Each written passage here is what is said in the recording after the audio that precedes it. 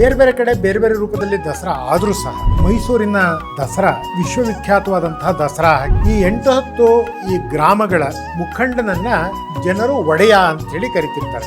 ಮೈಸೂರು ಅರಸರು ಅಂತಂದಾಗ ನಾವು ಎಲ್ಲರನ್ನೂ ಅಲ್ಲಿ ಜ್ಞಾಪಿಸಿಕೊಳ್ಳುವುದಿಲ್ಲ. ಮೈಸೂರಿನ ಅರಸರ ಇತಿಹಾಸ ಏನು, ಇದು ಯಾವಾಗಿಂದ ಶುರುವಾಯಿತು, ಹೇಗೆ ಶುರುವಾಯಿತು, ಈ ಯದುಕುಲ ಪ್ರಾರಂಭ ಆಗಿದ್ದು ಹೇಗೆ.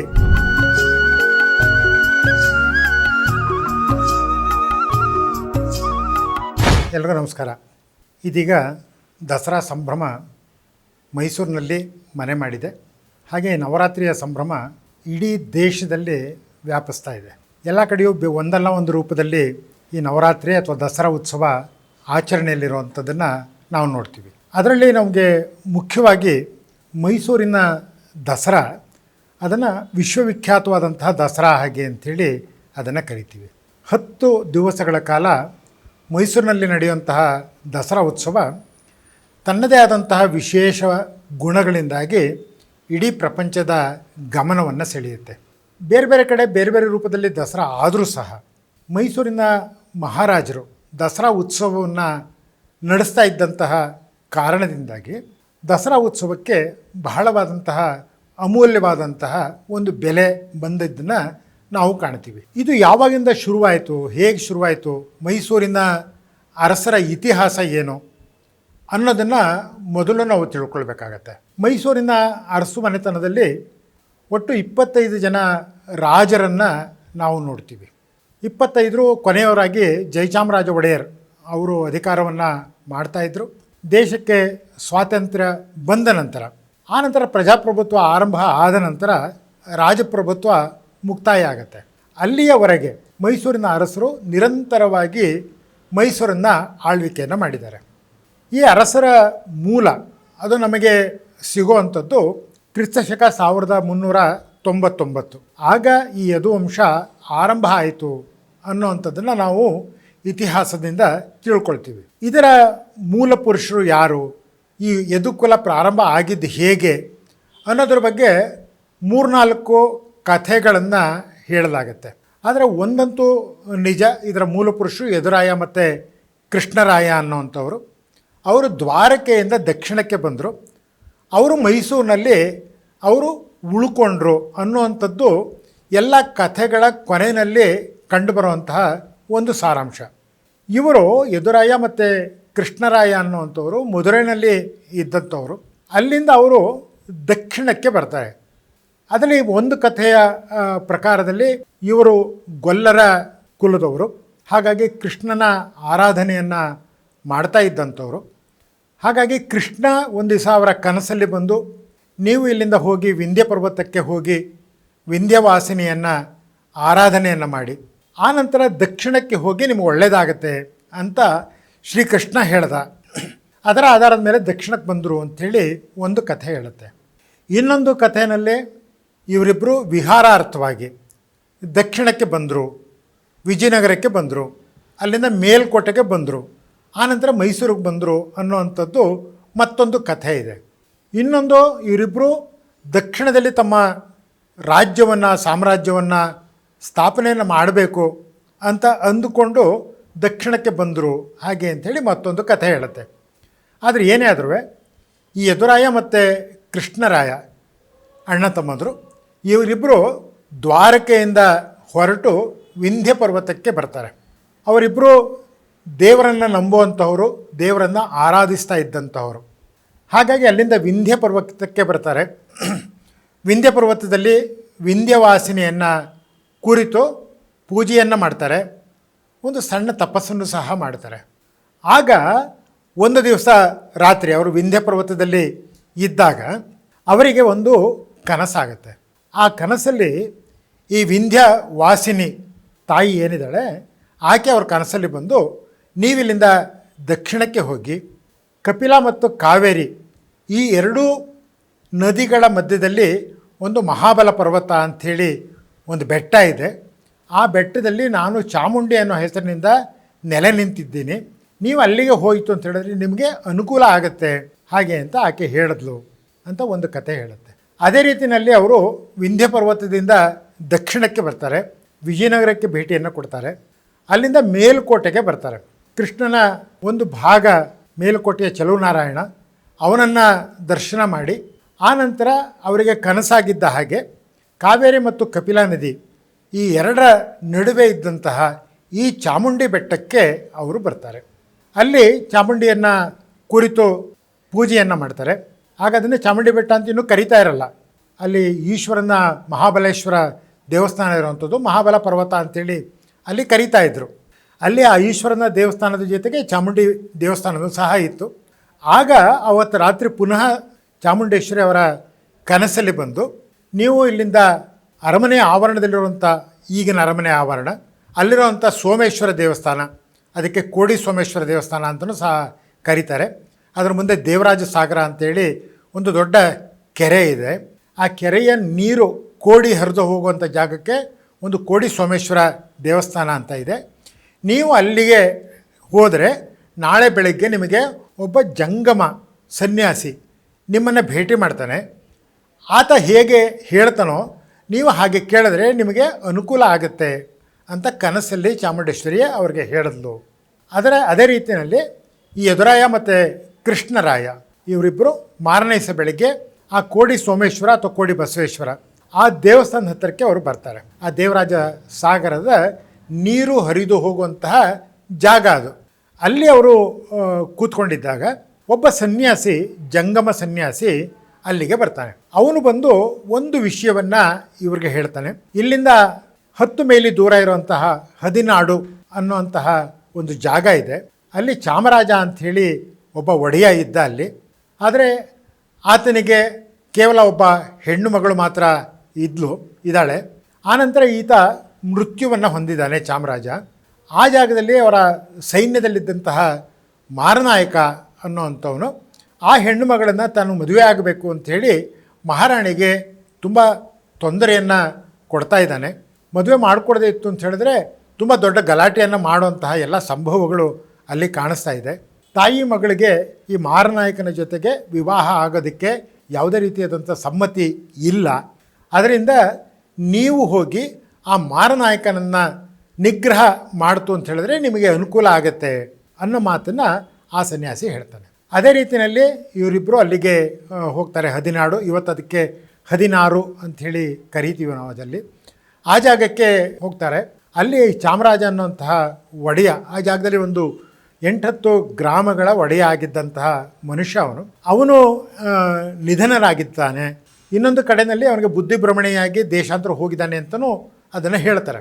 ಸೊ ಅಲ್ಲಿಗೆ ಹೋದಾಗ ಆ ಜಾಗದಲ್ಲಿ ಆಕೆಯ ಪತ್ನಿ ಆಕೆ ಇರ್ತಾಳೆ ಮತ್ತು ಮಗಳಿರ್ತಾಳೆ. ಅವ್ರ ಹತ್ರಕ್ಕೆ ಹೋಗಿ ಇವರಿಬ್ಬರು ಕೂತು ಸಮಸ್ಯೆ ಏನು ಅಂತ ಕೇಳಿದಾಗ ಅವರು ಸಮಸ್ಯೆಯನ್ನು ಹೇಳ್ತಾರೆ. ಈ ಥರ ಮಾರನಾಯಕ ಅನ್ನೋಂಥನು ತುಂಬ ತೊಂದರೆಯನ್ನು ಕೊಡ್ತಾ ಇದ್ದಾನೆ. ಅದರಿಂದ ಅವನ್ನ ನಿಗ್ರಹ ಮಾಡಬೇಕು. ನಮಗೆ ನನ್ನ ಮಗಳನ್ನು ಅವಳಿಗೆ ಕೊಟ್ಟು ಮದುವೆ ಮಾಡೋದಕ್ಕೆ ನನಗೆ ಇಷ್ಟ ಇಲ್ಲ, ನನ್ನ ಮಗಳಿಗೂ ಸಹ ಅದು ಇಷ್ಟ ಇಲ್ಲ. ಆ ಕಾರಣದಿಂದಾಗಿ ನಮಗೆ ತುಂಬ ತೊಂದರೆ ಆಗಿದೆ, ನೀವು ಆತನನ್ನು ನಿಗ್ರಹ ಮಾಡಬೇಕು ಹಾಗೆ ಅಂಥೇಳಿ ಅವರನ್ನು ಕೇಳ್ಕೊಳ್ತಾರೆ. ಅದಾದ ನಂತರ ಇವರಿಬ್ಬರು ಆ ಮಾರನಾಯಕನ ಚಲನ ವಲನಗಳನ್ನು ಗಮನಿಸ್ತಾರೆ. ಒಂದು ದಿವಸ ಮಧ್ಯಾಹ್ನ ಆತ ಊಟ ಮಾಡೋದಕ್ಕೆ ಅಂಥೇಳಿ ಒಂದು ಕೆರೆಯ ಬಳಿ ಕೂತಿದ್ದಾಗ ಇವರಿಬ್ಬರು ಹೋಗಿ ಅವನ ಮೇಲೆ ದಾಳಿಯನ್ನು ಮಾಡಿ, ಅವನು ನಿಶಸ್ತ್ರನಾಗಿರ್ತಾನಾಗ ದಾಳಿಯನ್ನು ಮಾಡಿ ಅವನನ್ನು ಸಂಹಾರ ಮಾಡ್ತಾರೆ. ಸಂಹಾರ ಮಾಡಿದ ನಂತರ ಮಹಾರಾಣಿಗೆ ಈ ವಿಷಯವನ್ನು ಹೇಳೋದಕ್ಕೋಸ್ಕರ ಬರ್ತಾರೆ. ಆಗ ಆಕೆ ಇವರ ಶೌರತ್ವವನ್ನು ಕಂಡು ಮತ್ತು ಇವರ ಸಾಹಸತ್ವವನ್ನು ಕಂಡು, ನೀವೇ ಯಾಕೆ ನನ್ನ ಮಗಳನ್ನು ಮದುವೆ ಆಗಬಾರ್ದು ಹಾಗೆ ಅಂಥೇಳಿ ಕೇಳ್ತಾರೆ. ಮಗಳ ಹೆಸರು ದೇವಾಜಮ್ಮಣ್ಣಿ, ತಾಯಿ ಹೆಸರು ಸಹ ದೇವಾಜಮ್ಮಣ್ಣಿ. ಅದಕ್ಕೆ ಯದುರಾಯರು ಒಪ್ಕೊಳ್ತಾರೆ. ಯದುರಾಯರು ಆ ದೇವಾಜಮ್ಮಣ್ಣಿಯನ್ನು ಮದುವೆ ಆಗ್ತಾರೆ. ಇದು ಒಂದು ಹಂತ. ಇದು ಸುಮಾರು 1399 ಒಂದು ಸನ್ನಿವೇಶ.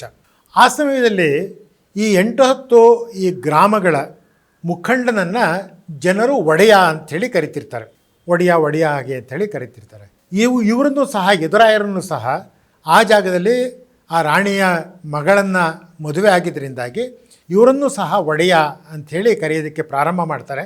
ಆ ಒಡೆಯ ಅನ್ನೋದು ನಂತರ ಒಡೆಯರ್ ಅಂತ ಆಯಿತು.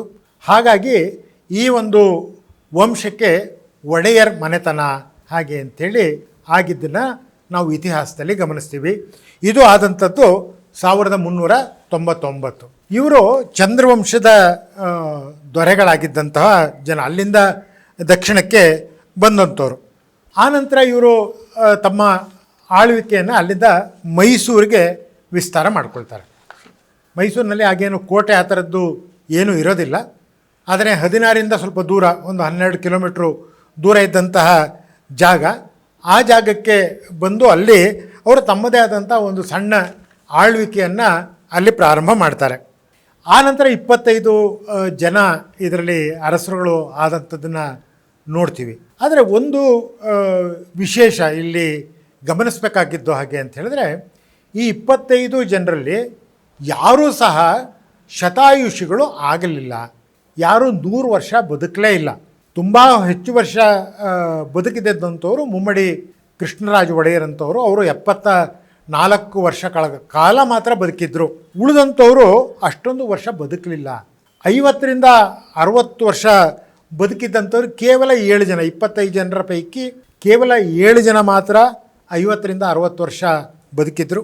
40ರಿಂದ 50 ವರ್ಷ ಈ ಸಮಯದಲ್ಲಿ ಕೇವಲ 4 ಜನ, ಅಷ್ಟು ಜನ ಮಾತ್ರ ಬದುಕಿದ್ದಂಥವ್ರು.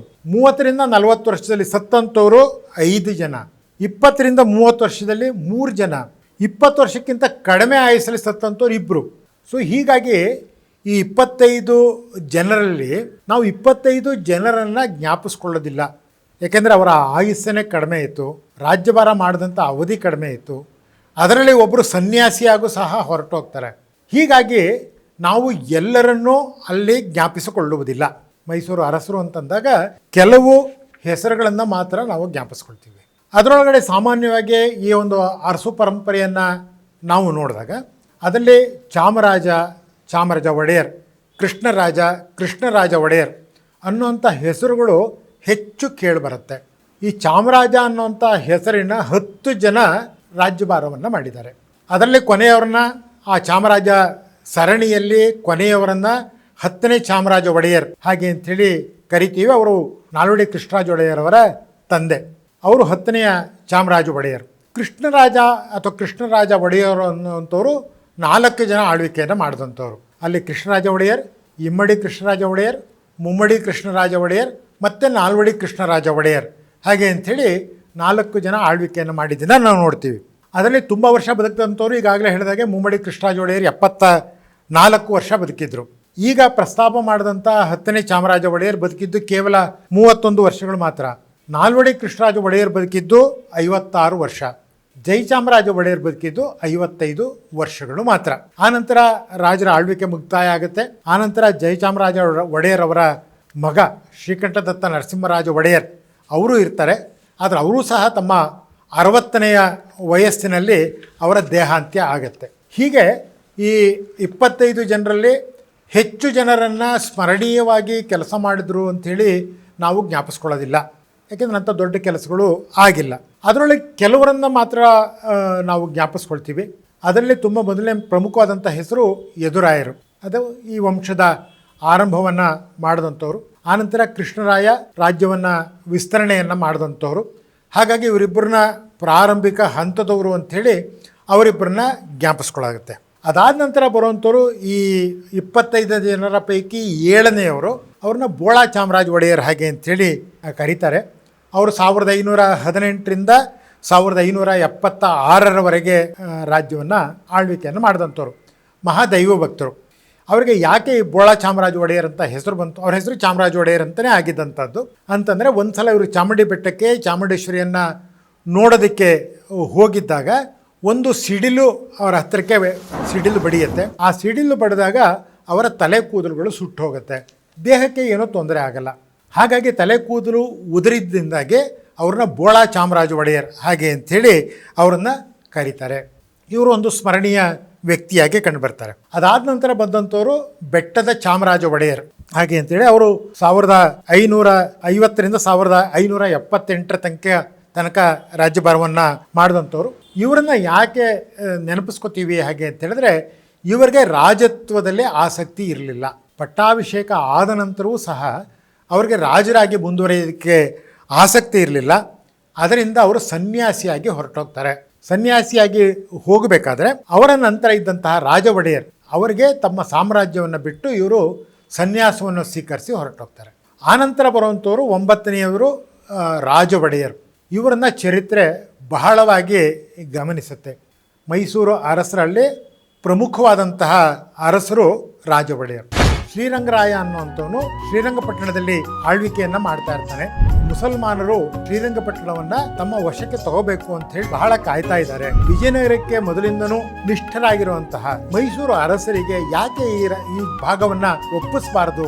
ರಣಧೀರ ಕಂಠೀರವ ನರಸರಾಜ ಒಡೆಯರ್ ಶಕ್ತಿಶಾಲಿಯಾಗಿದ್ದಂತಹ ಮಹಾರಾಜರವರು. ಒಬ್ಬ ಪೈಲ್ವಾನ್, ಅವನು ದುರಹಂಕಾರದಿಂದ ಮೆರಿತಾ ಇರ್ತಾನೆ. ಅವನ ಮೇಲೆ ಹೋಗಿ ಮಲ್ಲ ಯುದ್ಧವನ್ನ ಮಾಡಿ ಅವನನ್ನ ಸೋಲಿಸ್ತಾರೆ. ಹಾಗಾಗಿ ಇವರಿಗೆ ರಣಧೀರ ಕಂಠೀರವ ನರಸರಾಜ ಒಡೆಯರ್ ಅವ್ರನ್ನ ಕರಿತೀವಿ ನಾವು ಆ ಥರದಲ್ಲಿ.